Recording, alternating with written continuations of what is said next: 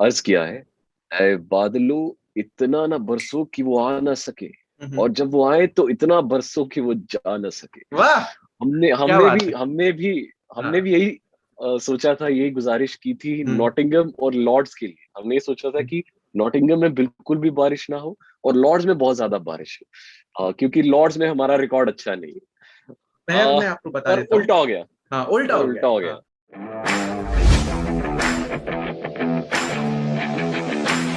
मैं राहुल मागिन, मेरे साथ है शिखर, एंड वेलकम टू क्रिक पास। हम्म। तो नॉटिंघम का तो आपको पता ही है क्या हाल हुआ। तो पहले आधे आधे पॉइंट मिले थे, अब उसमें से भी दो दो पॉइंट्स और निकल गए हैं because of the slow over rate. तो अब लेटेस्ट डेवलपमेंट क्या है आज के मैच की, अभी का हाल बताइए। अभी का हाल ये है कि मैंने ये रिकॉर्डिंग शुरू करने से पहले वेदर प्रेडिक्शन देखा, और उसमें एक बहुत अच्छी चीज है कि अभी तक तो 5 दिन बारिश नहीं है, इस पूरे राइट। हफ्ते बारिश नहीं है इंग्लैंड में, और बाकी वो इंग्लैंड है फिर, तो वहां कब पड़ कुछ जाए भी तो हो किसी सकता को है। नहीं पता। हाँ। तो बिल्कुल एक ये अच्छी बिल्कुल। चीज है कि वहां पे शायद से लोगों को पूरा 4 दिन का और पूरे 5 दिन का मैच देखने को मिले। दूसरी चीज ये कि थोड़े थोड़े यहाँ चेंजेस होने लगे हैं टीम में। इंग्लैंड वालों ने मोइन अली को अपनी टीम में इंक्लूड कर दिया है, स्पेशली फॉर सेकंड टेस्ट, क्योंकि वो उनके पास वो एक बेन स्टोक्स का ऑप्शन नहीं था और वो एक ऑलराउंडर ऑप्शन ढूंढ रहे थे। तो अब इस चक्कर में उन्होंने मोइन अली को इंक्लूड कर दिया है, and it would be very interesting to see कि वो मोइन अली को भी प्लेइंग 11 में खिलाते हैं या नहीं खिलाते। हाँ जी। ये एक बहुत इंटरेस्टिंग हम्म। चीज होगी, क्योंकि अगर वो मोइन अली को हम्म। खिलाते हैं तो, हम्म। क्योंकि लॉर्ड्स में देखा जाए तो स्पिनर्स के लिए इतना खास स्कोप होता नहीं है। हम्म। तो अगर वो मोइन अली को खिलाते हैं तो एज अ ऑलराउंडर मुझे समझ नहीं आएगी कि वो खिलाएंगे या नहीं खिलाएंगे। As a batsman yes definitely he is a good resource, but अगर वो मोइन अली को खिलाते हैं तो एक उनको फास्ट बॉलर निकालना पड़ेगा। अब वो कौन होगा? ये हो सकता है कि शायद वो ब्रॉड को निकाल दे, क्योंकि ब्रॉड को कुछ इंजरीज भी हुई है, एंड अब वो इंजरी हुई है या जानबूझ के, मतलब हाँ, ये मतलब बोला गया है ब्रॉड कि उसे also injury. Did perform well. जो पहला टेस्ट मैच था उसमें ब्रॉड ने अच्छा परफॉर्म भी नहीं किया था। एक थोड़ा सा मेरे को यहाँ पे स्टेट्स याद आए हैं, और वो स्टेट्स ये हैं कि 2018 से जितने भी मैच लॉर्ड्स में हुए हैं उसमें पेसर्स ने 133 विकेट लिए हैं और स्पिनर्स ने अच्छा। 11 विकेट लिए हैं। तो बस वो सिर्फ इसी इसी स्टेट से पता चलता है कि वहां पे पेसर्स कितने ज्यादा जरूरी हैं। एक्चुअली ग्रीन पिचेस होती हैं, और हम्म। इंग्लैंड की टीम भी यही चाहेगी कि और ज्यादा ग्रीन पिच रखी जाए ताकि पेसर्स को ज्यादा फायदा हो। एंड आई थिंक इसी हिसाब से बहुत मुश्किल है ये अभी भी सोचना कि मोइन अली को उन्होंने इंक्लूड किया है बट प्लेइंग 11 में भी नहीं किया है। तो पता चल जाएगा जैसे ही अभी टॉस होता है, थोड़ी देर में टॉस हो जाएगा, पता चल जाएगा, और इंडिया की स्ट्रैटेजी भी सामने आ जाएगी। तो ऐसा करते हैं, हम दोनों अपनी अपनी टीम 11 बना लेते हैं इससे पहले कि टॉस हो जाए और असली वाली टीम 11 सामने आ जाए। तो स्टार्ट करते हैं टीम इंडिया से। तो ओपनर्स तो शिखर, मुझे लगता है जैसे आपका ख्याल था कि केएल राहुल केएल और रोहित राहुल और शर्मा ही रोहित रहेंगे, शर्मा। हाँ। उसमें कुछ चेंजेस खास होने नहीं उसमें है क्योंकि क्योंकि उसमें मैं कोहली बता ने। दूं, क्योंकि एवरीवन इज राइट कि यार रोहित शर्मा को हटा दो, पर केएल राहुल ने स्टार्ट अच्छा दिया, केएल राहुल ने परफॉर्म अच्छा किया। उससे पहले उनकी एक सेंचुरी भी आ चुकी है, और आप अगर पिछले मैच का स्कोर कार्ड उठा के देखेंगे तो केएल राहुल ने ही सबसे ज्यादा रन बनाए, 84 रन। नहीं नहीं, केएल राहुल को तो हटाना ही नहीं है, मैं रोहित हाँ। शर्मा की बात कर रहा हूँ। Rohit Sharma is somebody who is not actually performing well. तो रोहित शर्मा इज ये गेटिंग द स्टार्ट्स, ठीक है। वो जो बट ओपनर का हाँ काम होता वही। है ना कि नई बॉल को पुरानी करना, हाँ, उतना वो कर रहा है, उसमें आप उससे मना नहीं कर सकते। बट वो है कि वो अपने स्कोर को कन्वर्ट नहीं कर पा रहा है, इट बिग 100 और डेड इन, जिस चक्कर में रोहित शर्मा जाना जाता है। और आई थिंक एक्सपीरियंस भी उनको काफी हो गया। अभी ये भी नहीं कह सकते कि बहुत कम टेस्ट खेले हैं, तो काफी टेस्ट खेल चुके हैं, सो और एक्सपीरियंस प्लेयर है। एंड वैसे दोनों ही टीमों का देखा जाए तो टॉप ऑर्डर बहुत अच्छा परफॉर्म नहीं कर रहा है। तो चलो पहले इंडिया की बात करते हैं। मुझे लगता नहीं कुछ ऊपर बैटिंग में तो कोई खास चेंज होगा नहीं, अनलेस कोई प्लेयर अनफिट हो। और अनफिट से मुझे याद आया कि बॉलिंग में शायद शार्दुल ठाकुर शार्दुल को ठाकुर हैमस्ट्रिंग अनफिट है। में, हाँ, हैमस्ट्रिंग में थोड़ी प्रॉब्लम है। हो सकता है उस वजह से या तो ईशांत शर्मा या तो फिर अश्विन के चांसेस फिर कम है। पर शार्दुल बट ठाकुर की जगह। एक चीज है कि अभी इंग्लैंड में इतने हंड्रेड्स हुए हैं, जो 100 वाला फॉर्मेट उनका चल रहा है, तो वो काफी सारे मैच डॉट्स पे भी हुए हैं, तो वो पिचेस काफी यूज्ड है ऑल्सो। मतलब इंग्लिश समर आती जा रही है, तो वहां पे अब थोड़ी सी पॉसिबिलिटी होगी, क्योंकि 5 दिन भी बारिश नहीं है, तो कुछ ओवरकास्ट कंडीशंस नहीं है, तो अब शायद से पॉसिबिलिटी हो कि थोड़ा स्पिन हो। वो तो भाई जो लोग वहां पिच देख रहे हैं उन्हें ही पता होगी। हम तो यहाँ से बैठ के अंदाजा ही लगा सकते हैं। ये बहुत ज्यादा डिपेंड करेगा कि अब टॉस के बाद जब टीम निकलती है और कोहली और शास्त्री उस समय क्या सोच रहे होंगे। तो या यही दो ऑप्शन है, या तो Ishant Sharma because he holds a good experience, Lord's में उनका अच्छा एक्सपीरियंस है, एंड वो हैंडी हो जाता है जब जब ऐसे सिचुएशंस हो। एंड या फिर अगर आप 4 पेसर्स अटैक जो लास्ट टाइम आपने किया था वो नहीं करना चाहते हैं, तो फिर आप अश्विन और जडेजा को रखेंगे।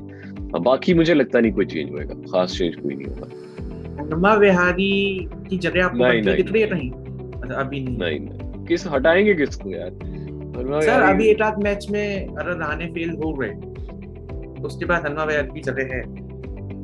अगर एक दो मैच वो में भी रहाणे है। और फेल हो जाते हैं। वो तो फिर देखो ना, चेतेश्वर पुजारा कितने मैचों में फेल हो रहे हैं, रहाणे, कोहली, सारे इतने सारे मैचों में फेल हो रहे हैं। अब यही बहुत डिबेटेबल क्वेश्चन है।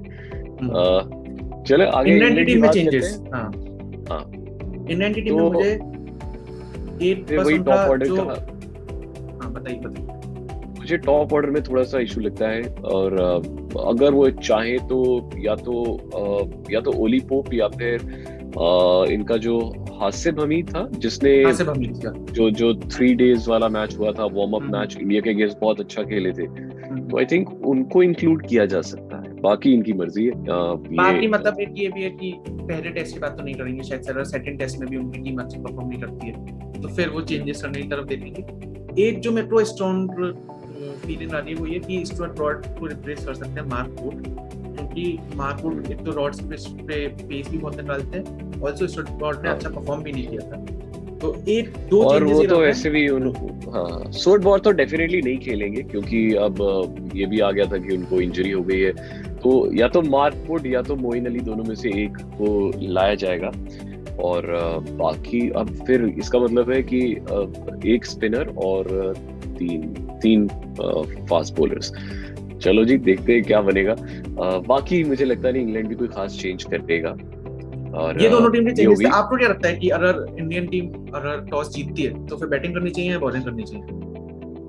टॉस तो जीते। अब देखो अरे पिछले यार, 10 बार इंडिया हाँ और इंग्लैंड के जो टेस्ट मैचेस के टॉस हुए हैं, उनमें से 10 में से 9 टाइम्स जो रूट जीता है, एक टाइम कोहली जीता है।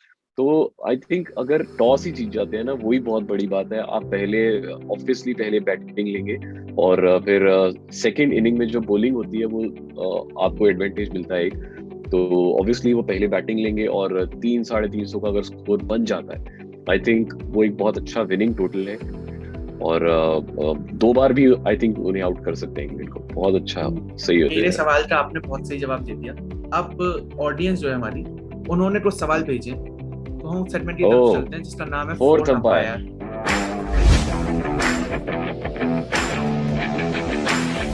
तो पहला सवाल है अनिकेत का, और अनिकेत ने पूछा है कि मतलब क्या लगता है कि एंडरसन कोहली इस पूरी सीरीज में और कितनी बार विकेट लेगा? नहीं लेगा यार, इस बार नहीं लेगा।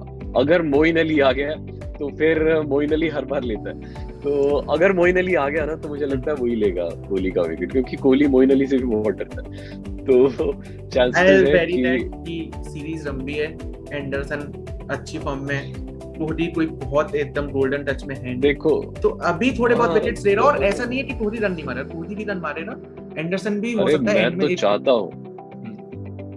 चाहता हूँ कि लॉर्ड्स में कोहली अपनी सेंचुरी मारे, और इससे याद 2 रखा जाए साल बहुत से, देर तक। हाँ 2 साल का जो वो है हाँ, इंतजार, वो खत्म। वो खत्म हो। बट इंग्लैंड इतनी चालाक है ना, जैसी कोहली आता ना, तभी वो दूसरी साइड से ना मोइन अली को लगा देते हैं। पता है कि बहुत चांसेस होते हैं कि मोइन अली को विकेट दे देगा। सिर्फ में 1-2 बंदे बढ़ा देते हैं वो लोग, एंडरसन, मोइन अली। ठीक है यार, उनकी भी अपनी स्ट्रेटेजी है। तो दूसरा सवाल है रोहित का हमारे पास, और मतलब रोहित ये सवाल पूछ रहे हैं, उसी में आयरन है। रोहित ये पूछ रहे हैं कि सीनियर प्लेयर्स जो हैं वो टीम से ड्रॉप क्यों नहीं हो रहे?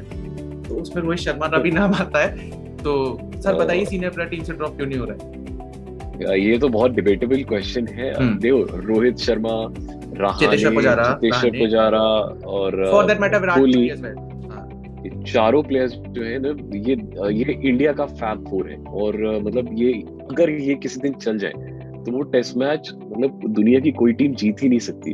तो ये तो 100% श्योर है। बट द थिंग इज कि ये ये चारों ही अभी आउट ऑफ फॉर्म है। प्रॉब्लम ये है ना कि अब ये सीनियर प्लेयर्स हैं, अब इन्हें ड्रॉप करने के लिए मतलब पूरी मैनेजमेंट पीछे से हर बंदे का अप्रूवल चाहिए होता है। आप एक साथ तो चारों को ड्रॉप कर ही नहीं एक साथ सकते तो अनलेस बहुत मुश्किल है। अनलेस की कोई मतलब कोई बहुत बड़ा रीजन हो या कोई इंजरी हो जाए, वो कुछ बात और कोविड है, ओविड खुद का ही केस ड्रॉप निकल रहा है। हाँ, तो अदरवाइज मुझे लगता नहीं कि जो सीनियर प्लेयर्स हैं उनकी पोजीशन इतनी स्ट्रांग होती है कि उन्हें निकालना बहुत बहुत ज्यादा मुश्किल हो जाता है। तो ये केस तो है, इंडिया में तो है। तो हाँ, मतलब अगर ये है कि यार चेतेश्वर पुजारा ऑलरेडी 4 मैच और नहीं चलता है और पिछली सीरीज भी वो नहीं चला, WTC नहीं चला, तो फिर ये ऑप्शन है कि कोहली शायद से अपनी जगह बदल दे या फिर हनुमा विहारी ऊपर आ जाए। तो ये कुछ चेंजेस हैं, रहाणे नहीं चलता है तो एक जो ऑप्शन है हमारे पास हनुमा विहारी का, हनुमा विहारी कहीं ना कहीं तो टीम में फिट करेंगे। ठीक है, हनुमा विहारी है, मयंक अग्रवाल है, मयंक अग्रवाल है, पृथ्वी शॉ को बुलाया गया पहुंच चुके हैं। हाँ, सूर्य कुमार यादव है। सो हाँ। we have a lot of options, but thing is कि सीनियर प्लेयर्स को अपनी रिस्पॉन्सिबिलिटी अब समझनी पड़ेगी। इट्स हाई टाइम, या तो वो खेले या तो फिर वो बाकी प्लेयर्स को चांस दे जो कि तैयार बैठे हैं, फुल ऑफ एंथुसियाज्म, वो तैयार बैठे। लाइन इंडियन टीम की लाइन इतनी लंबी है कि आप जहां तक निगाह मारोगे आपको वहां तक प्लेयर्स दिखेंगे। तो अगर कुछ ऐसे बंदे हैं जो नहीं कर पा रहे हैं परफॉर्म, तो ऑफ कोर्स सवाल तो उठेंगे उनके ऊपर। ठीक है, अंकित ने सवाल पूछा है और उन्होंने पूछा है कि अश्विन और जडेजा हमें साथ में देखने को कब मिलेंगे। इसके बारे में बातचीत मैं और राहुल भाई कर चुके हैं अभी बीच में कि शार्दुल ठाकुर थोड़े से इंजर्ड है, तो हो सकता है अश्विन अब आ जाए या फिर ईशांत शर्मा आ जाए। तो एक तो पॉसिबिलिटी ये है, और दूसरा ये कि जो बाद में मैच है, ओवल में जो मैच है, वहाँ पे ओवल में थोड़ी सी पिच स्पिन देती है, तो वहाँ पे भी हो सकता है कि अश्विन और जडेजा हमें इस सीरीज में साथ में देखने को मिल जाए। ठीक है, तो उसमें कोई बड़ी बात नहीं, क्योंकि हाँ, इंडियन टीम वैसे भी ऑलराउंड ऑप्शंस देख रही है, तो उसमें कुछ टेंशन नहीं है। एक अब सवाल है थोड़ा आईपीएल रिलेटेड, और ब्रजेश ने पूछा है मुंबई से कि मैं लोगों को बता दूं, पहले टीम आईपीएल 2022 के लिए सिर्फ 4 प्लेयर्स रिटेन कर सकती थी, अब वो सिर्फ 3 प्लेयर्स रिटेन कर सकते हैं। तो ब्रजेश ने मुंबई से पूछा है कि मुंबई की टीम कौन कौन से प्लेयर्स रिटेन करेगी। ये तो बॉम्बे तो ये टीम ऐसी है कि वो किसी भी प्लेयर को छोड़ना नहीं चाहेंगे, बिकॉज इस समय उनके सभी प्लेयर्स इन फॉर्म हैं सिवाय हार्दिक पांड्या के।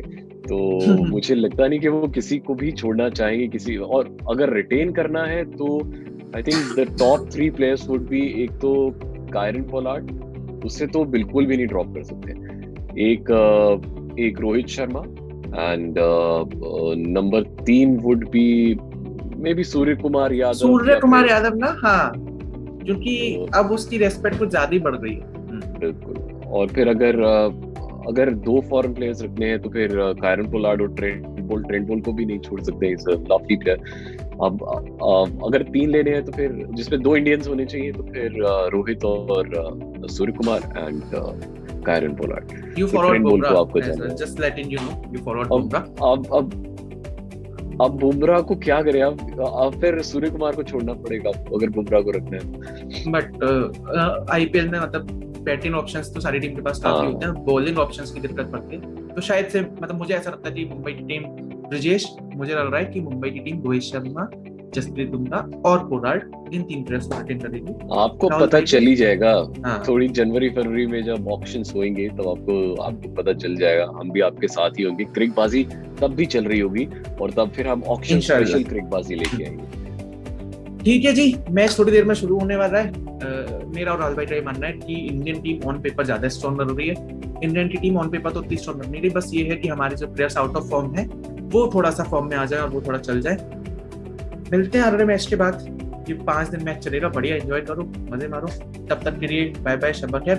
और एक इम्पोर्टेंट बात कि HT Smartcast, fever FM official, इन दोनों सोशल मीडिया हैंडल्स को इंस्टाग्राम, फेसबुक, ट्विटर, इन 3 जगह फॉलो करो। @राहुल मार्केट पर पे जाके राहुल भाई को प्यार दो, @star_PR पे आके मुझसे बातचीत कर दो, और यू नो दैट रियल यार। चलो बाय बाय।